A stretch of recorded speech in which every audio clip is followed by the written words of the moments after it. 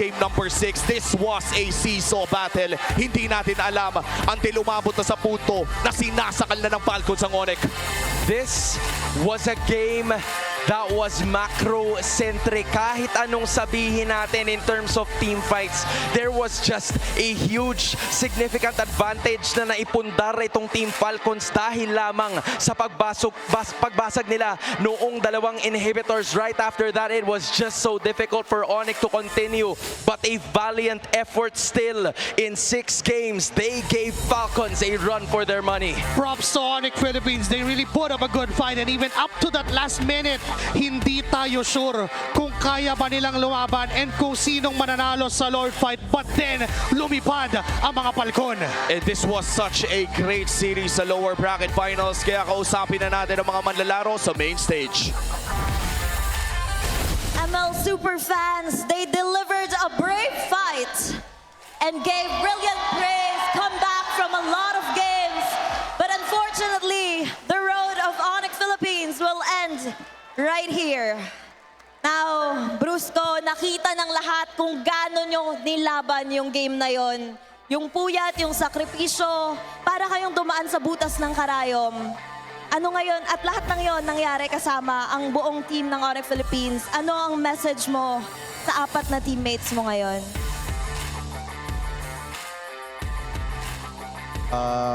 Message ko sa teammates ko, grateful ako kasi sila yung naging kakampi ko. And proud ako sa kanila na lagi akong tutulungan sa mga pag nanadown ako ganun. Kaya super grateful talaga ako. And that fight is something to be proud of, Denise. Grabeng puso at tapang. Things are very emotional here right now, super fans. Kirk, just how proud of you are you sa boys?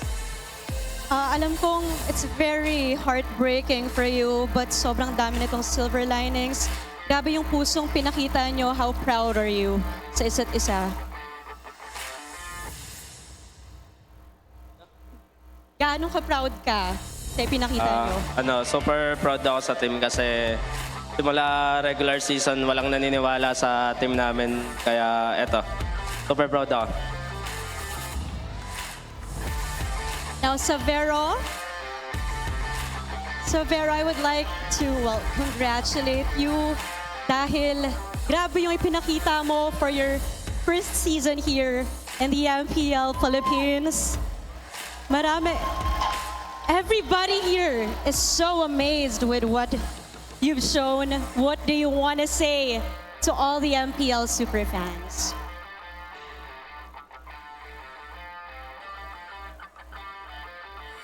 Makasih buat yang udah dukung, sama makasih buat yang kalian MPL PH sama Onyx PH juga welcome gue, support gue.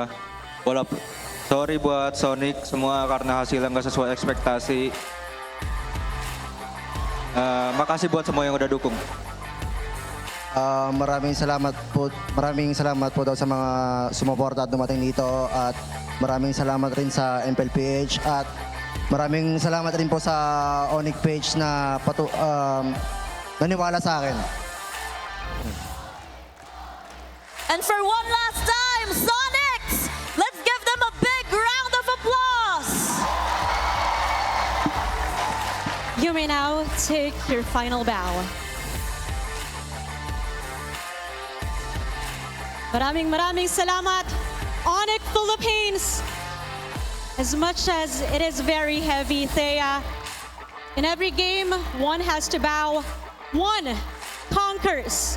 And MPL Superfans, after 3 seasons, babalik ang Team Falcons sa Grand Finals! And bonjour, Paris!